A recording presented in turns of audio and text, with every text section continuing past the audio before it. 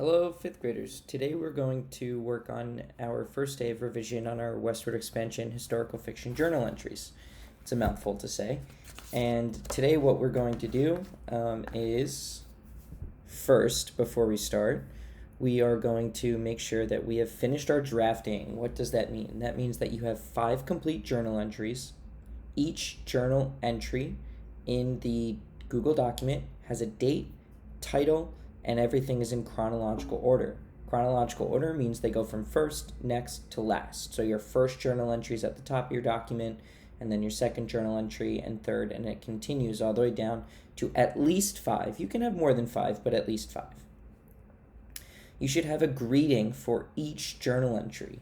When people write in journal entries, they write Dear Diary or Dear Journal or It's Me Again, something to let the reader know, even though journals are mostly private, but something to let the reader know that this is beginning a new entry. A closing for each journal. You can get creative with this, but you should at least have something like Write Again Soon, comma, and your name. Now, it's also important to note that the Dear Journal goes on the line above where your journal entry starts, and your closing goes on the line below where your journal entry ends. If you're not sure what that should look like, you can go back and click on the other video in this assignment called Drafting, and that video will show you a really, really clear example of what a journal entry should include.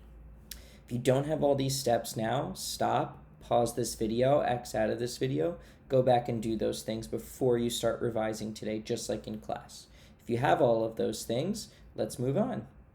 Today we're going to work on our character development in our writing. So we're no longer writing more in our journals, but now we're going back and revising the things that we've already written.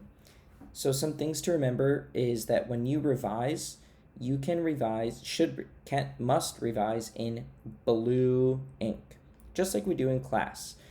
On the computer, it's even a little easier. You just have to highlight your text and click the blue color chooser for your text. If you're not sure how to do that, please reach out to me, either Google Chat or something, so I can help you, okay?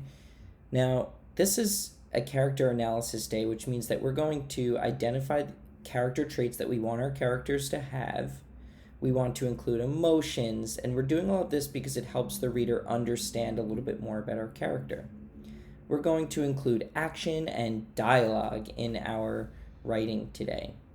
You can do that in 2 ways. You can do internal feelings and external feelings. If you're talking about internal feelings and revising internal feelings in your journal, then you're going to make sure that your character shows action and that you can describe what the character is like. If you're doing external actions, you can write or tell what the character is like, and you don't need detective work. So what this is this is really a reading chart. We're going to use it for our writing. So that's why it sounds a little bit off. But there's 2 basic ways that they're trying to show you here, and that's indirect telling about your character and directly telling about your character. And I'm going to show you what that looks like. So today for your task, you're going to go through your journal entries, comb through your journal entries, and work to include internal and external character traits about your character or other characters that you might have included in your journal entries that are joining your journey in some way. So this doesn't just have to be about the character that you are being, but you can improve character details on your other characters as well. There are 3 ways that we're going to do that. You can show inner dialogue. You can describe what objects are most important to your character and why. Objects often tell a lot about a person. If they hug their journal tightly, that tells a lot about that person throughout their whole journey. If they have an object that they really hold on to and that follows them, that usually tells about someone. Building your character's relationship with others. You can build your character's relationship in your journal entries in many different ways. Here's an example of what this can look like. You can see here it started off, I'll use my pointer, it started off as I met someone on the trail and he was wearing funny clothes and had a mustache. Although that's nice and it did tell about the character, we want to bump that up to 5th grade writing. And you can see it was revised to this. Now this revision I got right out of Facing West, so I didn't make it up. I have to give credit to this author, Kathleen Kudlinski. She created this, but I thought it was a great way to tell about our character that we met in the beginning without coming out and straight up saying it. So here are some things that I put just to remember, is that revisions are in blue font to show change. Now you can always go back after you've revised and change it to blue. You don't have to change it to blue before you start to write, but just remember what you've changed.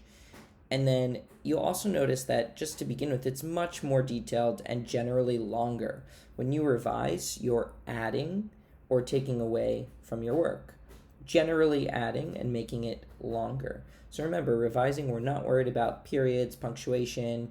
We're not so much worried about quotation marks. If you remember them, great. But that's really going to be during our editing phase, where we're going to comb through our work. Right now, we are combing through for revision, not editing.